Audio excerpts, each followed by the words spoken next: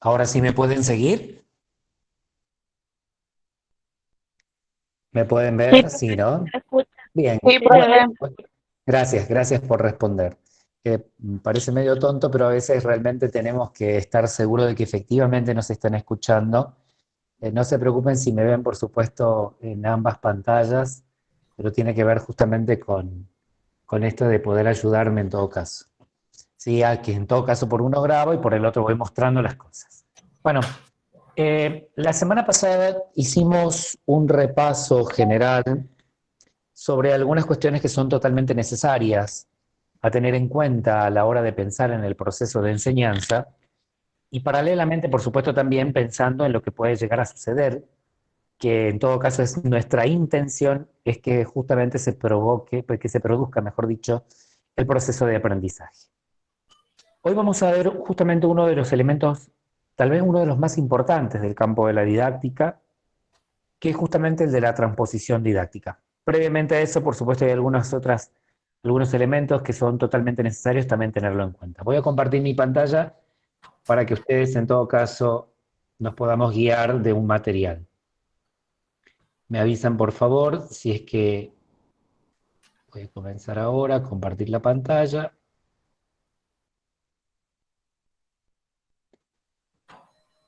Uy, no, me parece que me fui a otro lado. Acá era. Sería amable decir justamente. Se ve, profe, sí se ve. Ok, gracias.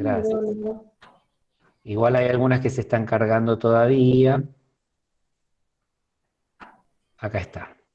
Vamos a comenzar en todo caso desde este punto. ¿Mm? Porque por supuesto que a la hora de pensar específicamente, Tania, no hace falta que hagas esta pregunta. ¿Va a subir el power? ¿Qué power no le subí? Díganme en todo caso ustedes. Se nota que no están revisando lo que sí les comparto en la página, digamos, en el espacio que tenemos en Facebook. Siempre les comparto, así que no pregunten algo que ya saben que sí lo vamos a hacer. Bueno, en primer lugar, tenemos que pensar justamente hacer un análisis de estas dos palabras que en todo caso lo utilizamos mucho en el campo de la educación, que por supuesto también desde el campo de la salud. Porque tenemos que pensar justamente en dos términos que son empleados de modo equivalente a la hora de referirse a los espacios del aula, que recordemos, el aula es un espacio netamente simbólico, donde en todo caso, ya hemos visto, para que ese espacio se transforme en un aula, deben existir justamente los tres elementos que componen la triada didáctica, o como lo dice D'Amore, el triángulo didáctico. Y estoy haciendo referencia a estas dos terminologías que es justamente el espacio y el ambiente. Cuando uno dice espacio, ¿qué es lo que inmediatamente se le viene a la cabeza? ¿Qué será un espacio?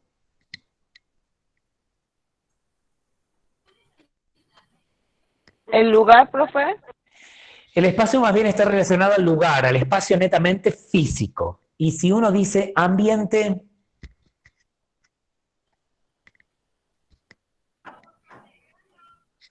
¿qué se les viene a la cabeza cuando uno dice el ambiente? Puede ser al grupo de personas o bien si nos estamos refiriendo al clima. Mira vos qué particular. En este caso estamos hablando del aula, si bien sí puede ser que tenga que ver algo donde podamos incluir algunos elementos, pero ahora van a ver que es totalmente distinto. En realidad, cuando hablamos respecto del término espacio, se refiere al espacio físico, es decir, a los locales para la actividad, caracterizado por los objetos, por los materiales didácticos, por el mobiliario, por la decoración, que por supuesto van a ser elementos que vamos a utilizar a la hora de desarrollar un proceso de enseñanza. Cuidado en este momento, ustedes como educadores para la salud, cuando piensan cuál es mi espacio o cuál es cualquiera de los espacios donde yo puedo desarrollar justamente una actividad, y ustedes ya lo saben, es tan amplio, tan diverso que ese espacio No necesariamente tiene que ser un estadio físico, que en todo caso estamos medianamente acostumbrados a imaginarnos o a pensar como el lugar más propicio donde poder desarrollar una actividad de enseñanza.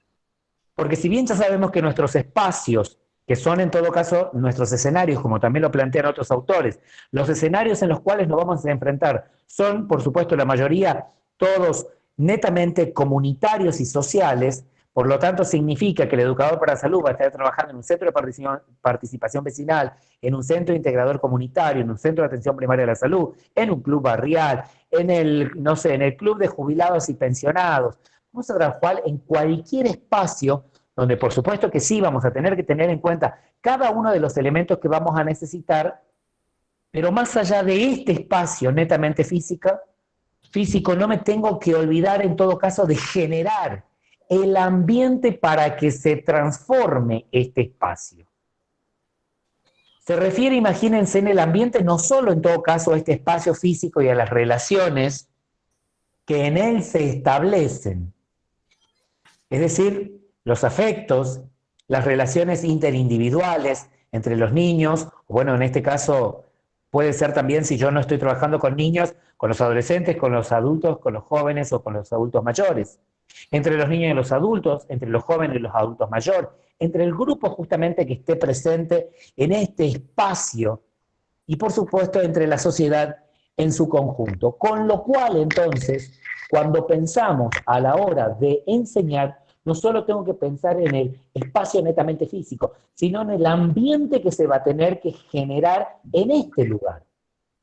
Imagínense ustedes a quien le toque tener que utilizar, por ejemplo, el pasillo, digamos, de los consultorios de un centro de atención primaria de la salud, que en todo caso va a ser como, entre comillas, nuestra sala de espera de las personas, y que por lo tanto, al haber una necesidad de alguien que necesita aprender, y que yo como educador para la salud, que tengo los conocimientos, voy a proceder a realizar el rol, en todo caso, de un docente, de un educador. Imagínense ustedes cómo hago para pensar que este espacio en el que seguramente va a haber un tránsito de forma permanente, del que entra, del que sale, del que se va a un consultorio, del que pasa para el otro lado, donde se pueden entreverar las personas, las que van llegando, las que van saliendo, la personal del sistema de salud que está justamente también pasando de un lugar al otro, en fin. ¿Cómo hago para que ese espacio comience a tener las características tan particulares cuando uno piensa justamente en un aula? Y en ese espacio haya un ambiente que en todo caso sea el más oportuno para que se desarrolle este proceso de enseñanza. Tendré que, por supuesto, tener en cuenta que para que se genere ese ambiente de aprendizaje, también va a haber una dimensión física, funcional, una dimensión relacional y una dimensión temporal que, por supuesto, ambas van a entrar en juego a la hora justamente de pensar en este proceso de enseñanza y en la intención de que se genere justamente el aprendizaje. Cuando pienso en la dimensión física, ¿qué hay en el espacio? Y además, ¿cómo se va a organizar? Imagínense ustedes que, por supuesto, los invitan a que den un taller o que puedan dar de repente un ateneo desde el campo del educador para la salud, justamente en la actividad que está destinada a los adolescentes y a los jóvenes en el club del barrio.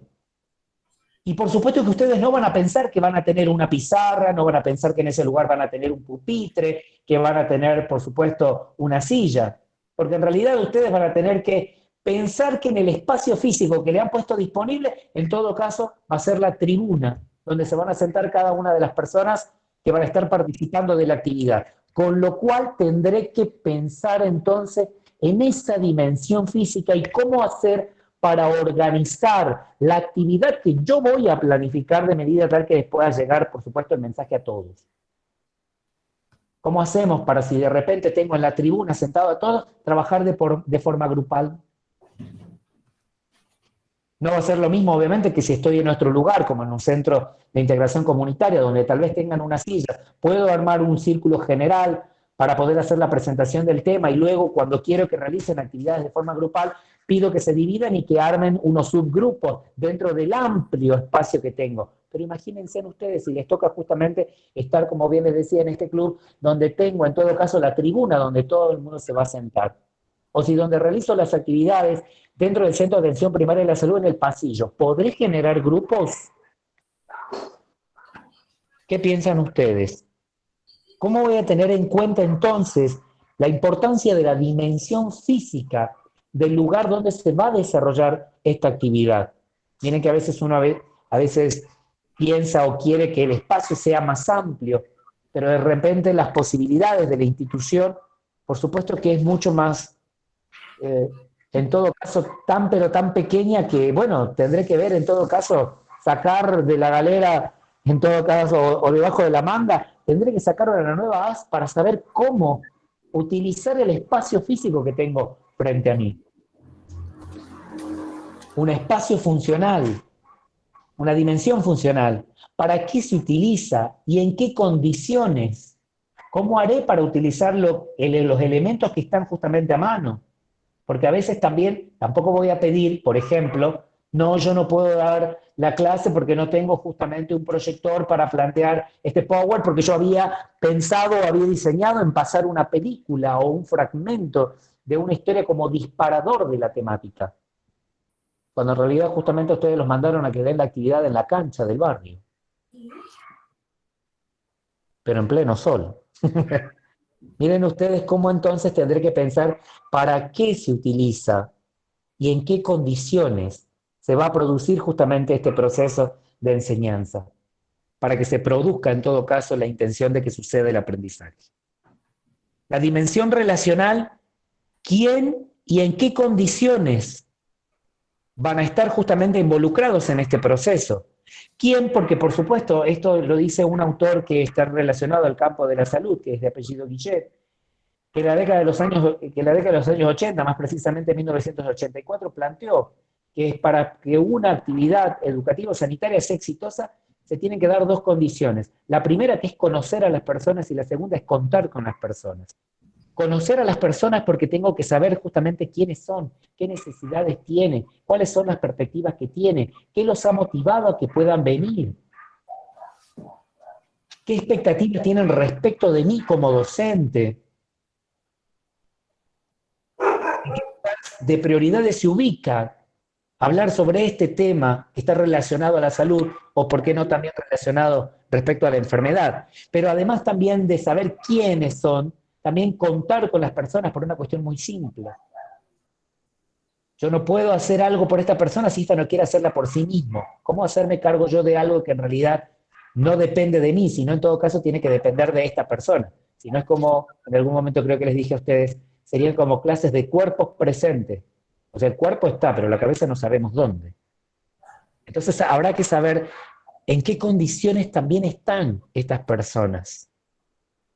Y respecto de la dimensión temporal, ¿cuándo y cómo se va a utilizar? Porque recuerden que cuando uno va a enseñar también tiene un tiempo X. Digo tiempo X porque obviamente el tiempo va a ir variando de acuerdo no solo al lugar, a las personas, sino también a las disposiciones que tiene la institución. A veces uno de repente, cuando no tiene en cuenta el tiempo que tiene la disponibilidad para utilizar con este grupo de personas, a veces uno se pone a pensar, a diseñar y a veces hasta planificar actividades que te pueden durar, no sé, 2 horas, pero cuando llegaste al lugar por no haberte de forma previa, no haber consultado, tal vez te dicen, mira, solamente tenés 30 minutos, o 40, listo, ya está. 1 hora cátedra, 40 minutos. Y uno dice, wow, pero yo en realidad pensé que este tiempo lo iba a utilizar, estaba pensando que necesitaba mucho más que 40 minutos. Bueno, ¿cómo hago en todo caso para también la cuestión temporal va a influir a la hora de yo pensar en cómo va a desarrollarse este proceso de enseñanza? No siempre tenemos el tiempo que tenemos. Ojo que a veces el tiempo no solo es porque nos falta, sino porque a veces también cuando no hay un buen diseño respecto del proceso de enseñanza, ese tiempo a veces puede quedar demasiado, o sea, puede ser mucho en relación a lo que verdaderamente estoy utilizando, voy a utilizarlo. Con lo cual, tiene que ser algo también, miren, pero muy estudiado respecto del lugar, las funciones que voy a utilizar de cada uno de estos espacios, la relación entre las personas que van a estar participando, el tiempo que voy a tener y que voy a poder utilizar justamente para cada uno de los momentos que estoy pensando son necesarios a la hora de que se provoque justamente esta enseñanza. Inmediatamente, cuando uno piensa en lo físico, en la dimensión física, por supuesto que hace referencia al aspecto material del ambiente, es decir, es el espacio físico, el centro, el aula, los espacios anexos. Ojo que también tendré que tenerlos en cuenta, no solo el lugar donde yo voy a estar, sino también qué es lo que hay alrededor, o qué es lo que no solamente hay alrededor, sino también todo lo que puede de repente suceder si es que yo no tengo en cuenta cuál es el contexto en el cual se va a estar desarrollando esta actividad. Porque imagínense en ustedes, tal vez están pensando que van a necesitar, por supuesto, de tiempo. Perdón, más que de tiempo, de silencio. Pero justo están ustedes dictando su taller en un espacio del club, pero al lado están dictando clases de fútbol o al lado hay un partido de básquet. ¿Cómo hacemos para manejar en todo caso también los ruidos que pueden existir? Si es que no conozco o si no pregunto también qué otros espacios hay alrededor. ¿Cuáles son las condiciones estructurales? Si de repente yo quiero justamente utilizar la proyección de unos videos o de unos fragmentos como para disparar en todo caso la atención de las personas, pero oh, casualidad me encuentro con que en el lugar donde voy a desarrollarlo, todo el salón está con ventanas y las cortinas que tiene encima son blancas. ¿Cómo hago para que se vea el video si yo en realidad necesito en todo caso de tener cierta oscuridad para que se pueda ver esto? Habrá que conocer entonces estas dimensiones estructurales. La dimensión quiere decir con el espacio, el tipo de suelo, las ventanas. Porque imagínense de repente ustedes en San Pedro dictando una actividad en un lugar plenamente cerrado en pleno verano. ¿Se generará el ambiente para que en todo caso todos puedan seguir como yo he propuesto la planificación de esta actividad? ¿O en todo caso más se van a distraer echándose aire o buscando en todo caso refrescarse de la manera que puedan encontrar? ¿Qué piensan ustedes?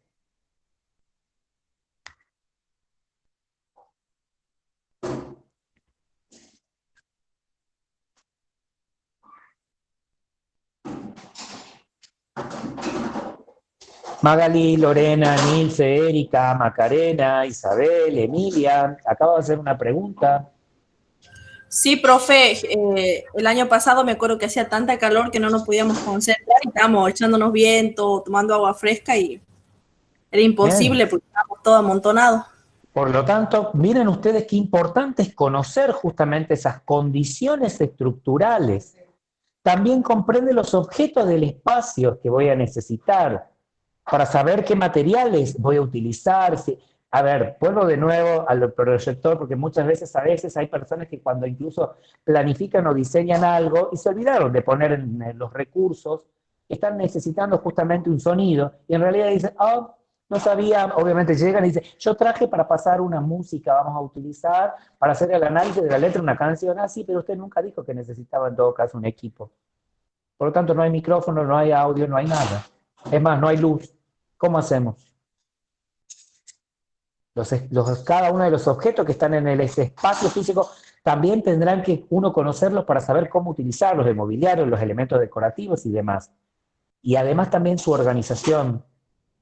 Recordemos que hay distintos modos de distribución del mobiliario y los materiales dentro del espacio. Si bien ya todos estamos acostumbrados a lo que Amos Comenius ha dejado planteado en el siglo XVI respecto de que uno debe sentarse detrás del otro, algo que de hecho hoy por hoy, no solo en el nivel primario, secundario, sino también universitario, se sigue repitiendo, ya sabemos que no es, por supuesto, nada constructivo solo mirarle la nuca al compañero.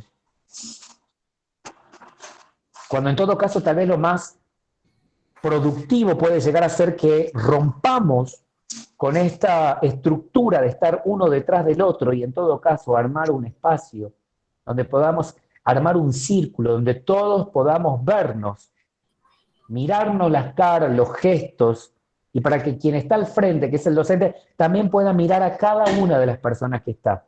Pero bueno, lamentablemente a veces esta dimensión netamente física termina no permitiendo, en todo caso, que se pueda dar esto que es lo más ideal, como es en todo caso que cada uno pueda tener y ser parte, porque si no también ustedes, ser parte en el sentido de que, por supuesto, puedan participar y se pueda saber que están sí o sí incluidos, porque si no, de hecho, ya sabemos que a veces cuando hay muchos estudiantes, los que están al frente son los que escuchan, participan, los que están al fondo más o menos van a dormir.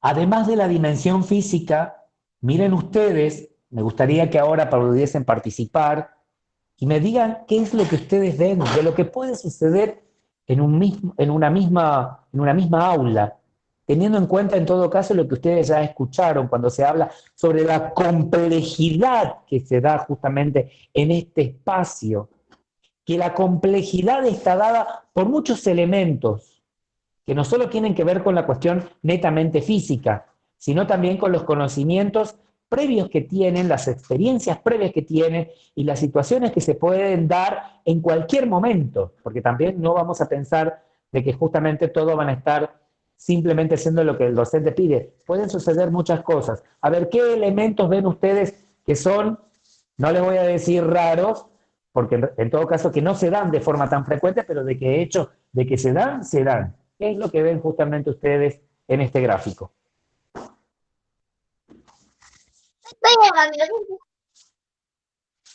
Erika, ya que justamente habilitaste el micrófono, ¿qué es lo que ves?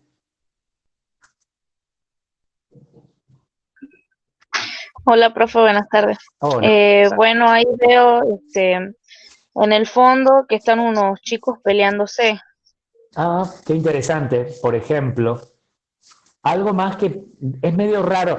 No te digo raro verlo, porque uno de hecho ya se encuentra con cada cosa en el aula, pero por lo menos que no es tan usual en todo caso. Profe, Sí. Los chicos yo veo un en el perro. techo. Un perro no tendría que estar en un aula. Gracias, María Florencia. De hecho, el perro, ¿vieron cómo son de forma tan particular? Sobre todo si uno está encima en una escuela barrial, es casi muy difícil no ir acompañado. Es más, hasta te esperan y prestan atención. Entonces, miren, tenemos unas peleas, Profe, tenemos unas mascotas. ¿Qué más encontramos? Sí. mi niño colgado en el techo. Mira, alguien que justamente, ¿qué hace en el techo? ¿Cómo habrá llegado? ¿Cuál habrá sido su objetivo? ¿Qué es lo que estará intentando mostrar? ¿Pero qué está haciendo la docente? Es como, profe, Está que ella escribiendo sigue en el dando la pizarrón. clase y el que Ajá, escucha bien, el que aprende bien, y los demás, los niños hacen lo que quieren. Hay un perro, exactamente. están saltando, están jugando y ella sigue dando la clase. Hay otros en las ventanas que están mirando y que parece que quieran entrar. No sabemos si son o no de la clase. Hay otro que está haciendo otro tipo de actividades. Pareciera que hay alguien que justamente se puso a hacer una actividad totalmente distinta que lo que es llevar los elementos de la clase. Ven una onda que está ahí.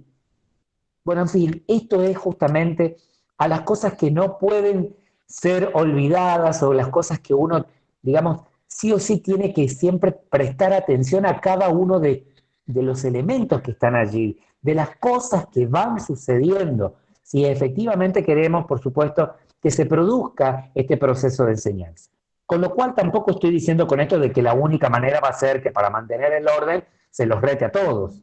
De hecho, hay algunas cosas tan particulares que uno todavía no puede creer que sigan existiendo.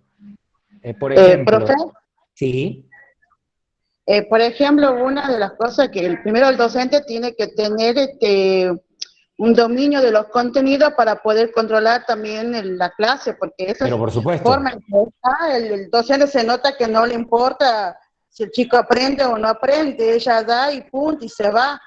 Pero en realidad el docente cuando entra al aula tiene que tener un dominio del grupo, Con lo tiene cual, con que lo cual tiene que Isabel, ¿qué le habrá faltado en todo caso hacer justamente al docente? Hacer un qué con los estudiantes. Porque si yo no pongo en claro algunas cosas desde el inicio, implementar algunas. significa que le faltó qué.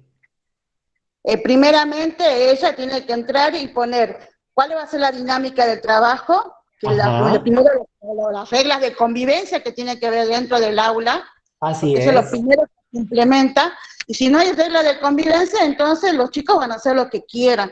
Y así aparte, es. cada vez que se empieza una actividad, se pone siempre una dinámica para que el chico sepa cuál va a ser su lugar de trabajo, con quiénes va a trabajar, y de esa manera poder hacer que el chico se concentre en el grupo ese y no esté disperso en los demás. Así es. Bueno, en simples palabras, lo que le faltó a esta docente fue realizar el contrato didáctico, que en todo caso es el que va a mantener ese orden, la participación y poder justamente poder llevar a que se termine lo que uno ha planificado para cumplir en todo caso con el objetivo. Cuando cada uno hace lo que quiere, es porque evidentemente no hubo el acuerdo correspondiente entre ambas partes. Recordemos que un contrato es justamente un compromiso de ambas partes. La dimensión funcional es algo muy particular, porque está relacionado con el modo de la utilización de los espacios, es decir, el tipo de actividad para la que están destinados. Si yo no realicé un buen acuerdo, este contrato didáctico con los estudiantes, qué difícil que por supuesto va a ser cuando yo les pida que por supuesto se separen en grupos, pero que ese grupo también tenga en cuenta la cantidad, en todo caso que yo les estoy proponiendo que armen, que por ejemplo puede ser un número limitado, máximo de 4 personas, 5 personas, va a depender por supuesto de la cantidad de estudiantes que tenga en esa aula en ese momento. ¿Cómo hago para en todo caso aprovechar de que cada uno de los espacios, cuando sea momento de que estemos todos juntos, podamos entre todos vernos la cara? Pero ¿cómo hago para que luego al momento de separarse también siga progresando, en todo caso, la resolución de cada una de las consignas que se les ha planteado? Porque a veces cuando uno está trabajando de forma grupal o en conjunto, por supuesto que no va a ser lo mismo cuando uno ya se separa, porque cuando se separan se ponen a charlar de sus cosas, se acuerdan lo que vieron en la tele, como que se pierde la línea en todo caso. ¿Cómo hago entonces para que a la hora de poder distribuirlos en el espacio, yo de alguna manera también vea, sepa qué es lo que está sucediendo en cada uno de esos espacios, pero para que justamente no se pierda, en todo caso, el objetivo que va a mediar este proceso justamente? La dimensión temporal, como ya le dije, es algo muy importante. Está vinculado a la organización del tiempo y por lo tanto a los momentos en que los espacios van a ser utilizados. A veces uno puede utilizar, por supuesto, un momento, como bien lo dijo la compañera, para hacer la presentación, contar sobre la dinámica, mostrar los elementos que van a necesitar utilizar, saber que van a haber momentos de trabajo grupal o de trabajo individual, pero que luego los resultados o la producción que pueda surgir van a tener que también ser presentados, para que en el momento de la presentación de estos elementos puedan confrontarse, puedan ampliarse, puedan mejorarse o puedan hasta cuestionarse. El tiempo de las distintas actividades está necesariamente ligado al espacio en que se realiza cada una de estas. Habrá, por supuesto, el tiempo para trabajo grupal, habrá un tiempo para escuchar un cuento o para escuchar una historia, habrá un tiempo para mostrar el marco teórico de lo que se está planteando, habrá un tiempo para que cuenten sobre sus experiencias personales. Y cada uno de ese tiempo, por supuesto que también va a tener que estar marcado muy bien, porque si no, si a mí me dieron un tiempo X, que es el único con el que cuento para desarrollar la actividad, si no lo supe utilizar bien al tiempo, si no supe utilizar los espacios, si no supe utilizar cada uno de los elementos que están disponibles, por supuesto que en realidad la clase va a ser un total fracaso en todo caso. Este espacio simbólico que es el aula, como ya hemos visto, todo espacio donde estén los 3 elementos que conforman la triada didáctica o el triángulo didáctico, como lo plantea D'Amore, que está integrada por el docente, el estudiante y el conocimiento, del docente cuando realiza la selección de los contenidos, que vuelvo a repetir, de alguna manera ya está develando cuál es el perfil que tiene justamente este docente y por qué en todo caso del gran cúmulo de conocimientos ha seleccionado a estos contenidos que en todo caso no solo están pensados en desarrollarlos para la población destinataria, sino que por supuesto también son los que el docente puede manejarlos, porque recordemos, hay muchas cosas que por supuesto no las vamos a poder desarrollar nosotros, Por eso es que también, recordemos, es una cuestión totalmente amplia, que a veces cuando es totalmente necesario, uno puede pedirle a otro que nos ayude para el momento que se realiza la presentación de temáticas que tal vez no son de mi campo. Y ustedes en cuestiones de salud van a tener que trabajar de forma multitransdisciplinaria. Porque ustedes no son psicólogos, con lo cual habrá que pedirle la ayuda al psicólogo cuando tenga que hacer una intervención específicamente para cuestiones que son netamente personales. Y si se van a meter en cuestiones propias del campo de la salud, como por ejemplo la obstetricia, perfecto, tendré que buscar a alguien de ese campo para que me ayude.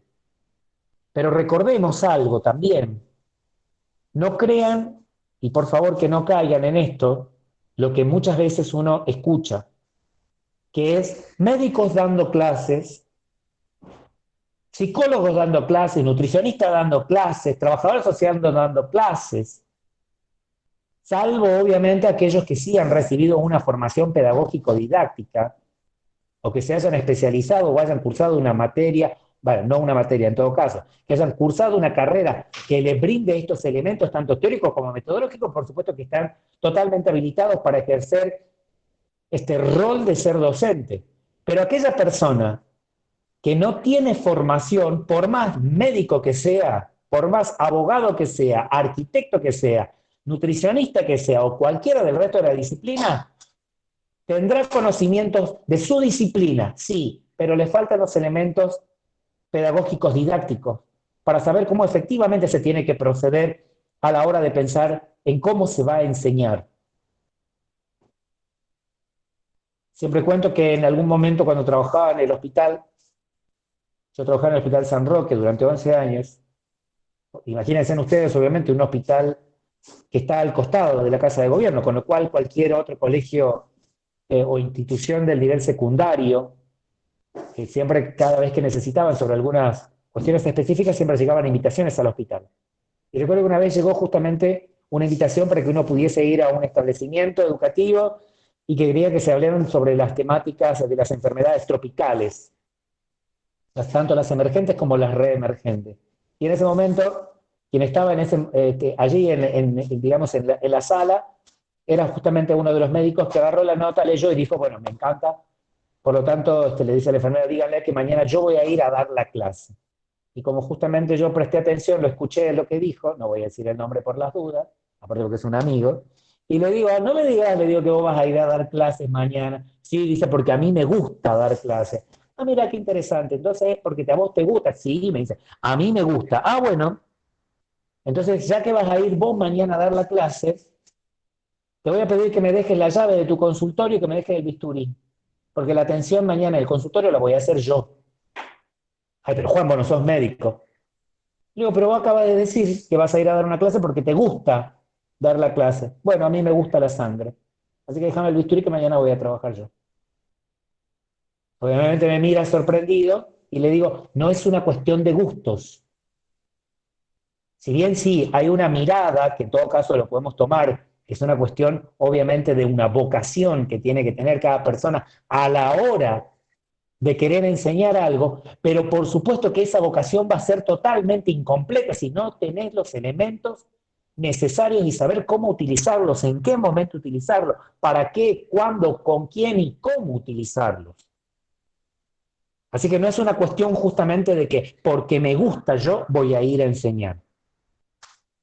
Y en ese sentido, el elemento que acabamos de sumar, miren ustedes, justamente en este triángulo, en la parte de arriba, debajo de conocimiento, entre conocimiento y enseñar, está este nuevo elemento que nos plantea en todo caso Ire-Chevalar, que es justamente un gran proceso muy particular que es el de la transposición didáctica. Y para mostrar justamente qué es la transposición didáctica, algo que ustedes van a tener que realizar de forma totalmente permanente, es tomar ese conocimiento netamente científico, con lo cual desde ya pregunto, si es un conocimiento científico, ¿quiénes son los únicos que lo conocen? La palabra ya lo está diciendo. ¿Quiénes lo conocen a este conocimiento científico? Los científicos, Los gracias. científicos. Los científicos son los únicos que conocen este conocimiento, porque en todo caso quienes lo investigaron, quienes lo desarrollaron, quienes lograron teorizarlo, son ellos mismos.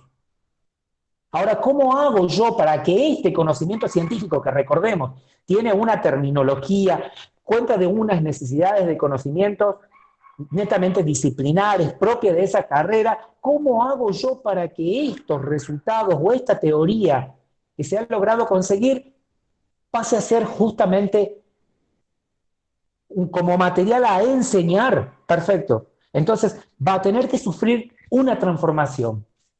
Y esa transformación, por eso ven ustedes justamente que no es una línea directa la que está en verde, sino que justamente esta flecha es algo que va y que viene, que está en permanente movimiento. Por lo tanto, ese conocimiento científico, para que se transforme en un conocimiento a enseñar, va a pasar justamente por lo que se denomina la noósfera. Y para que ustedes lo sepan bien claro, la noósfera está constituida por los grupos de intereses, es decir, los grupos que son los que definen qué es lo que se va a enseñar, pero también es lo que no se va a enseñar. Creo que a ustedes ya les hice la pregunta en una de las clases. ¿Tuvieron clases ustedes respecto de lo que es la muerte? ¿En el primario o en el secundario o incluso también en el ámbito universitario? ¿Alguien estudió sobre la muerte? No, profe.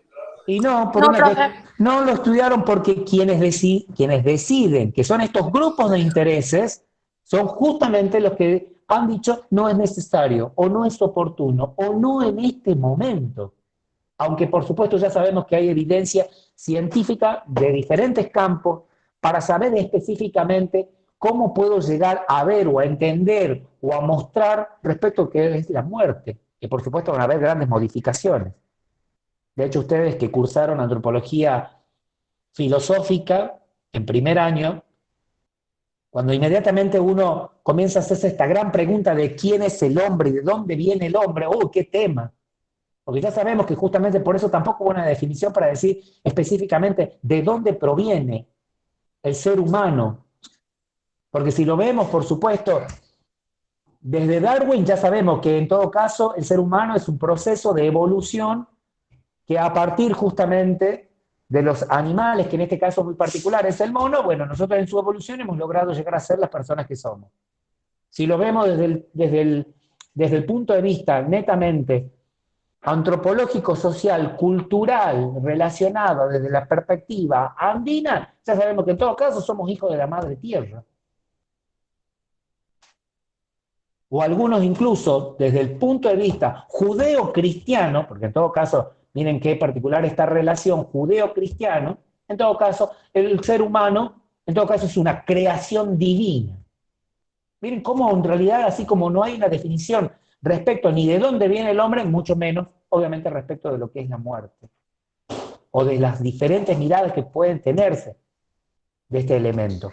Entonces, pero ¿quiénes son los que definen qué se va a enseñar, cuándo se va a enseñar, cómo se va a enseñar? Los que integran la noósfera.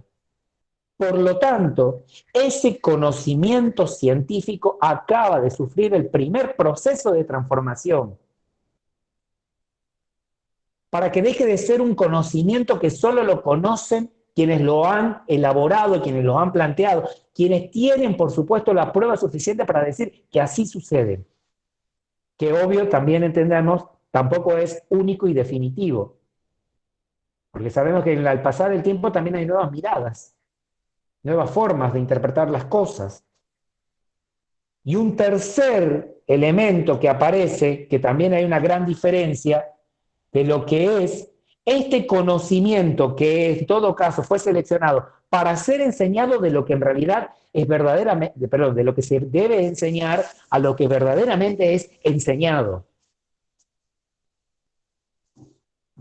Ives Chevalar también plantea algo muy particular y que es un gran desafío, que es la vigilancia epistemológica. ¿Qué es la epistemología?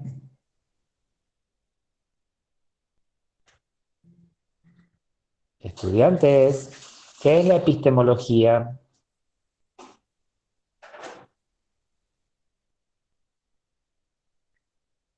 ¿Hay alguien despierto? Alguien que tenga ahí cerca de la computadora, busque epistemología o episteme. Una Igual, parte de la filosofía, dice el profe. ajá, ¿qué es lo que busca en todo caso? Es de la El filosofía. Es algo que significado. estudia los principios y Bien, los fundamentos. principios y fundamentos. Entonces, imagínense en ustedes que si me están pidiendo que tengo el gran desafío de realizar la vigilancia epistemológica es porque tendré que conocer los fundamentos y los orígenes de esto que estoy estudiando. Que voy a, en todo caso, tengo que estudiar para poder enseñarlo. Si no, voy a querer simplemente repetir lo que yo he escuchado, pero sin saber en todo caso de dónde surgió. Creo que a ustedes ya les dije. Espero que como educadores para la salud ya estén estudiando específicamente por qué se llama COVID-19. ¿Quién determinó el nombre? ¿Por qué 19 y no 2020? ¿Desde qué momento inició? ¿Cuáles fueron los procesos de investigación que se vienen desarrollando? Ya desde septiembre del año 2019. ¿Qué es la diferencia entre una endemia, pandemia, epidemia? ¿Cuál es la diferencia entre sintomatología, signos? ¿Cómo se logran encontrar entre ambos? ¿Cuáles son los efectos que ha venido teniendo justamente esta enfermedad? No solo en términos netamente biológicos, sino también social, sino también económico, sino también cultural, sino también laboral. ¿Por qué se está hablando de la situación de las comorbilidades?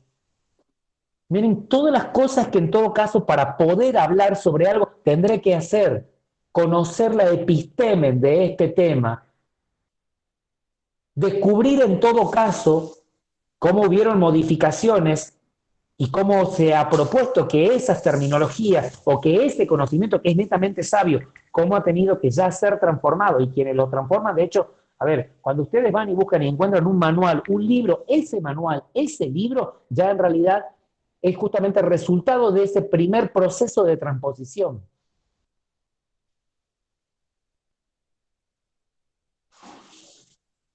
Por lo tanto, cuando yo voy a enseñar, mientras la idea es, por supuesto, que nunca se pierda el episteme, porque si se llega a perder el episteme, significa que se transforma en una transposición didáctica totalmente negativa, cuando en todo caso el gran desafío es tener una transposición didáctica positiva, no negativa, positiva. Seguramente en el gráfico que les muestro ahora, acá lo van a ver mucho mejor. Es decir, este conocimiento científico, también denominado como saber sabio, hay que sacarlo de lo implícito porque obviamente es muy abstracto, y llevarlo a algo mucho más explícito, mucho más concreto, algo que tenga lo que ustedes ya han escuchado en clases pasadas, que pueda tener significatividad y representatividad para que justamente pueda ser entendido como tal. Por lo tanto, ese saber sabio es adaptado por la transposición didáctica como un saber a enseñar. Y ese saber a enseñar, porque vuelvo a repetir, quienes deciden qué es lo que se va a enseñar son los grupos de intereses que conforman la noósfera, ese conocimiento a enseñar en todo caso luego es transformado como objeto de enseñanza. De hecho, imagínense que ahora yo acabo de hacer toda una retransposición para que ustedes entiendan en todo caso lo que yo ya tomé también realizada esta transposición de lo que Chevalar plantea, pero que no lo inventó Chevalar. Quienes leyeron el texto, ¿quién lo inventó? ¿De dónde retoma justamente Yves Chevalar para hablar sobre la transposición didáctica? Encima está en la primera parte, en la primera hoja del texto. ¿Quién lo inventó? Hace relación a la matemática. ¿Quién fue?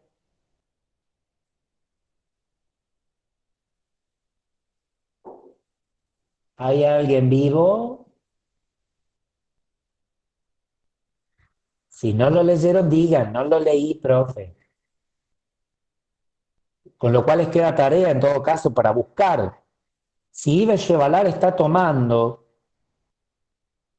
en todo caso, toda una teoría que ya ha pasado por un proceso de transposición, significa que hubo alguien anterior a él. Se los dejo pendiente. Venga, me voy a acordar de preguntárselo la próxima clase. mencionábamos justamente que existen dos etapas totalmente distintas de este proceso de transposición didáctica, que en este caso surgió desde el análisis del saber matemático. La primera etapa, por supuesto, es en la noósfera, que es denominada una transposición externa. Es el proceso de designar los objetos de saber como objeto a enseñar. Isabel, si estás sin micrófono podés escribirlo. Con tal dedo tenés. Por lo que veo, si pudiste escribir, podés escribir. Así que si no tienes para hablar, puedes escribir. Designar los objetos de saber como objeto a enseñar. Ahora, ¿quiénes son los que conforman la noósfera? Les dije que son los grupos de interés. Pero ¿quiénes son esos grupos de interés? Formadores de profesores, escritores de textos y materiales didácticos, diseñadores de currículum, investigadores. Está, por supuesto, también por directores de instituciones, de institutos, políticos, grupos de padres, la iglesia. Todos ellos conforman lo que son justamente estos grupos de interés que son los que terminan definiendo qué es lo que se va a enseñar, pero también lo que no se va a enseñar. Y la segunda etapa de transposición es en el sistema de enseñanza llamada transposición interna, que incluye justamente los programas y textos escolares, los puntos de vista del profesor y del alumno. Por eso es que justamente existe esta relación entre ambos componentes que, vuelvo a repetir, son los que terminan transformando, o conformando, mejor dicho, no transformando, conformando lo que es la triada o el triángulo didáctico, como bien lo plantea Damore.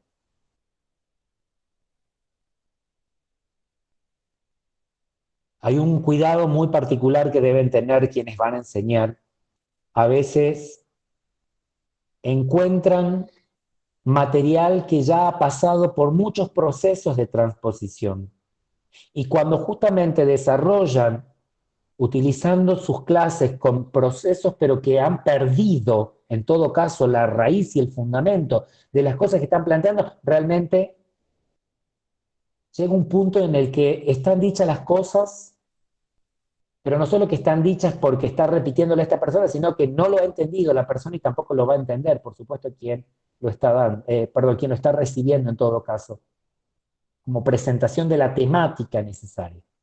Pero particularmente tampoco va a poder haber respuestas. Y no nos olvidemos, estamos en un momento en el que la pizarra, de alguna manera, ya ha perdido el lugar que ocupó durante mucho tiempo en el ámbito escolar. Porque hoy, antes de que alguien diga algo, ya hasta lo puede buscar por Google. Antes de que el docente recuerde la fecha, los siglos, el nombre del autor, ya alguien ya lo descubrió. No importa si lo sabe o no lo sabe, pero es más rápido con los dedos que con la cabeza. ¿Verdad? Por lo tanto, imagínense en lo que significa cuando yo tenga que hablar de algunas cuestiones específicas de salud. Deberé conocer en todo caso el origen y fundamento de lo que estoy planteando antes de poder hablar sobre el tema. Porque si no, realmente estaría incumpliendo no solo con mi lugar, con mi función, sino por supuesto también desde un punto de vista netamente ético, que recordemos que es una cuestión personal. Y éticamente alguien que va a enseñar primero lo tiene que saber. Y eso está escrito justamente o planteado, diseñado y plasmado en este gráfico. Porque justamente para que se desarrolle una buena práctica de enseñanza, miren lo que tienen que encontrarse. Los saberes didácticos, los saberes disciplinares, pero también los saberes institucionales. Los saberes didácticos, porque obviamente ya les dije que no es una cuestión de gusto. Tengo que saber qué herramientas, qué elementos teóricos y metodológicos que han llevado años de investigación los puedo utilizar justamente a la hora de pensar en enseñar. En los diferentes escenarios, en los diferentes contextos y ante las diferentes poblaciones que se me presenten justamente. Pero los saberes disciplinares, porque justamente si voy a hablar de una temática, a ver, el que enseña matemática tiene que saber de matemática. El que no sabe matemática, más vale que no enseñe matemática. Por lo tanto, lo mismo pasa con los que van a trabajar en salud. Habrá que en todo caso también ver en todo caso, qué líneas de la salud van a trabajar. Yo creo que ya les dije a ustedes en algún momento que también ustedes tienen que comenzar a probar y ver cuál va a ser la población destinataria con la que ustedes se sienten mejor. Porque ninguno de ustedes va a poder trabajar de la misma manera con niños, con adolescentes, con adultos que con adultos mayores. También tendrán que descubrir, en todo caso, cuál es la población con la que ustedes mejor se sienten, o en qué ámbito se sienten mejor. Probando, probando, aunque ustedes no lo crean, uno por supuesto que va a ir encontrando. En los saberes institucionales sí, efectivamente, saber es el currículum. Pero además del currículum, como nosotros en este caso particular, como educadores para la salud, no vamos a trabajar únicamente en espacios dentro del sistema educativo, sea público o privado, que de hecho, por suerte tiene, por cierto, perdón, no por suerte, por cierto, también tiene cosas que es necesario tener que revisar, y se lo voy a dejar plantear en todo caso la pregunta, a ver quién le responde, pero dígame, ¿cuál es la diferencia entre un colegio, un instituto, un liceo y una escuela? Pero en todo caso, además de pensar en este ámbito, como la educación para la salud la desarrollamos más en espacios netamente sociales y comunitarios, también tendré que conocer sobre la estructura, sobre los conocimientos, sobre los objetivos y los fundamentos que tiene justamente cada una de estas instituciones. Porque ya sabemos que un club no es lo mismo que un centro de participación vecinal, no es lo mismo que un centro integrador comunitario, no es lo mismo que un CAF, no es lo mismo que un hospital, no es lo mismo que el centro gaucho. Tendré que conocer en todo caso también. Si no conozco primero el saber institucional, la estructura institucional, los objetivos de esta institución, por supuesto que también lo que yo vaya a proponer, por supuesto que va a quedar flotando en la nada. En el sentido de que justamente, en cambio, si conozco el objetivo de esta institución, conozco lo que viene desarrollando previamente, porque de hecho hay muchas cosas que se han venido realizando, salvo que el lugar sea nuevo, aún así, si surgió algo nuevo es porque en todo caso tomó como ejemplo otros lugares, o bueno, y si es nuevo, qué bueno, porque en todo caso vamos a poder colocar elementos que también pueden ser totalmente innovadores y nuevos en cuanto a la experiencia y a cómo se va conformando esta institución o este lugar o este espacio. Entonces imagínense en ustedes que para poder plantear o trabajar, además de los saberes didácticos, los saberes disciplinarios, también tengo que conocer sobre el lugar donde voy a ir a trabajar. El que no conoce de repente la diferencia entre lo que es de un hospital de primero, segundo y tercer nivel, listo, va a ir y va a cometer un error. Si no sabe lo que es un nodo dentro de la estructura de atención primaria de la salud, puede cometer el error de derivar a las personas de un lugar totalmente incorrecto.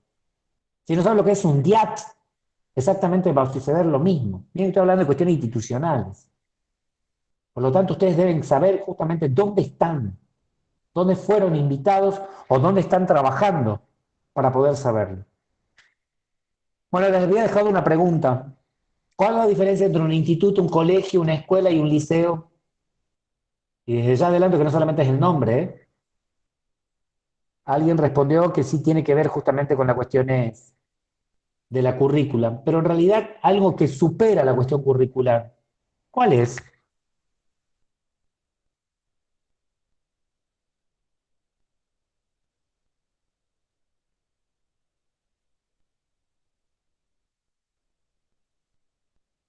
¿Hay alguien que pueda aportar? Sí, Isabel, pero más allá de los saberes, ¿cuál es la diferencia? A ver, ¿alguien de ustedes fue a un instituto? Profe, ¿Alguien fue yo a un fui a un instituto de computación. ¿Sirve? No, pero estoy hablando de nivel netamente secundario, eso encima, viste, los institutos eso es una capacitación, en todo caso, no es el proceso de educación que tiene toda una currícula, todo un plan, todo un montón de otras cuestiones. Pero en realidad, digamos, algo fue un instituto, o escucharon hablar del instituto tanto, pero que a veces uno por ahí, no, como no sabe, nunca se preguntó, che, ¿qué diferencia hay entre una escuela, un colegio, un liceo y un instituto? No conozco San Pedro, por eso les pido que ustedes me ayuden. o los que son de Libertador, o que son de otro lugar, pero que me puede decir. Si no, yo les puedo plantear de lo que sucede en San Salvador. Que seguramente todos ustedes escucharon hablar, por ejemplo, del Instituto Nuestra Señora del Huerto, o del Instituto Santa Teresita. Ahí está el Instituto San Agustín, bien. O casualidad, y por eso nombré, y qué bueno que me aportes, Tania, porque todos los que son institutos, sí o sí, tienen un perfil netamente religioso. No son colegios, son institutos.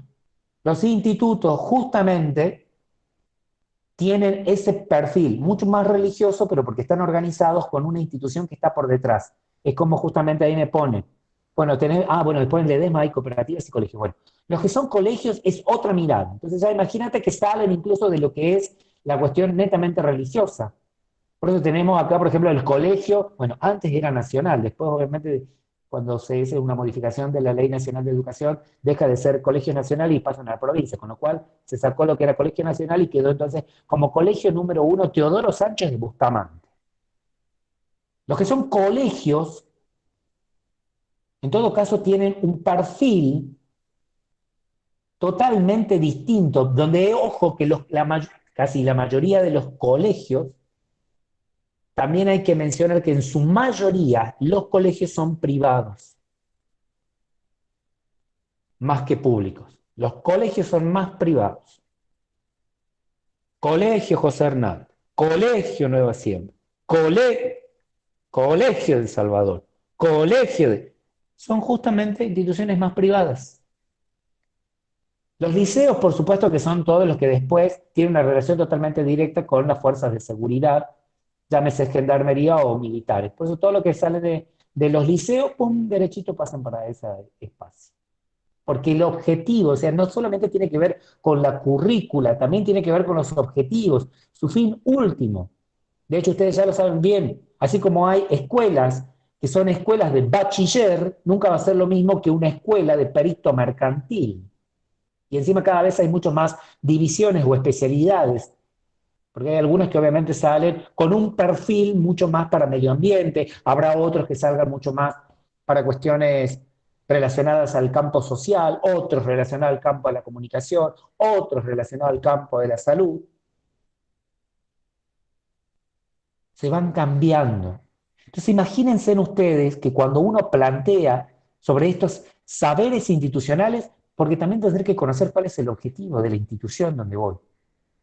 Donde ni hablar, obviamente, si también me invitan de repente, por ejemplo, a una institución netamente religiosa.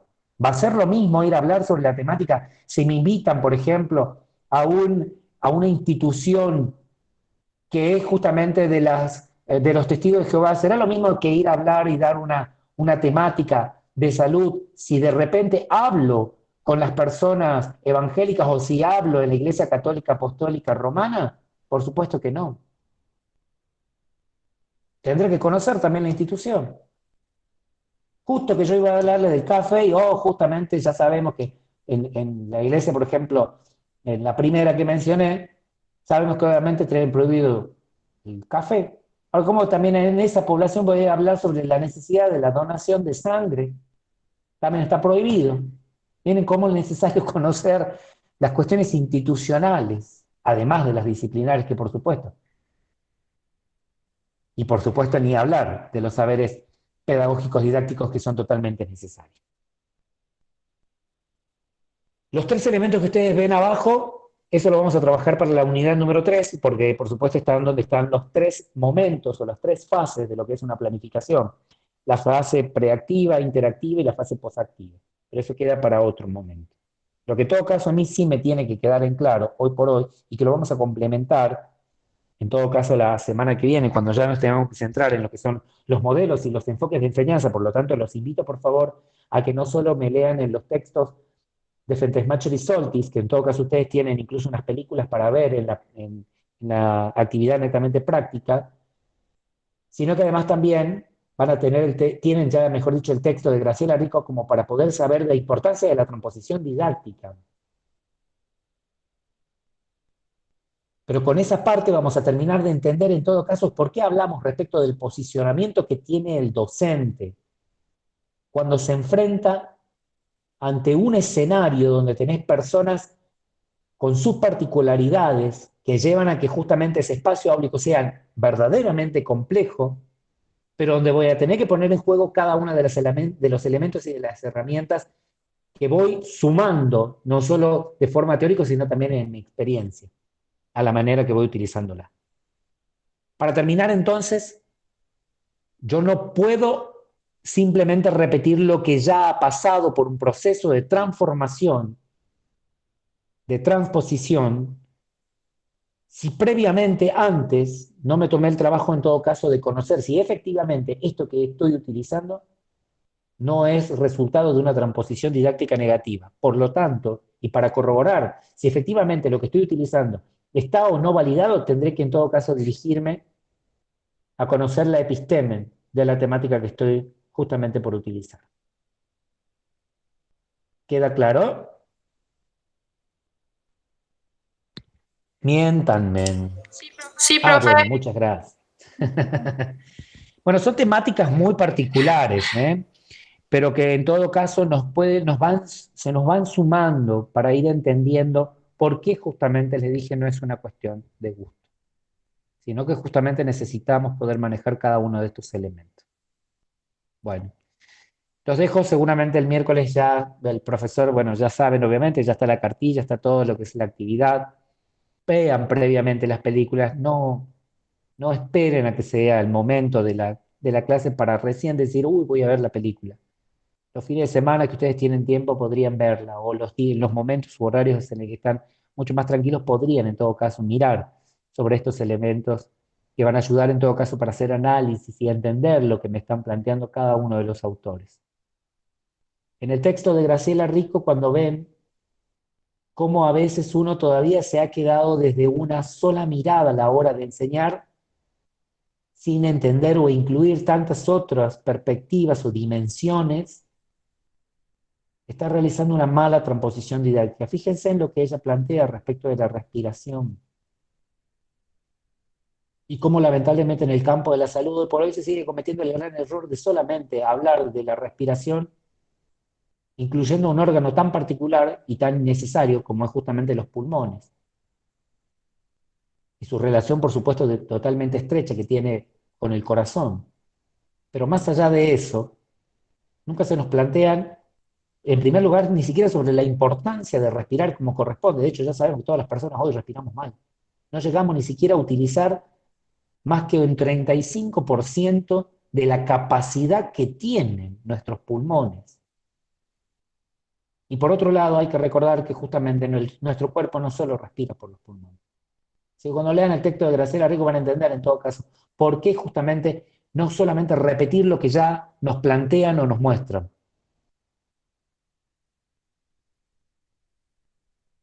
Sí, tienen que leer todos los textos, así que son 4 textos nada más los que tienen, así que, pero la verdad que sobre todo el de Chevalar, de Graciela Rico, decimos los 2 textos son bastante cortos, lo van a entender sobre lo que es la transposición didáctica.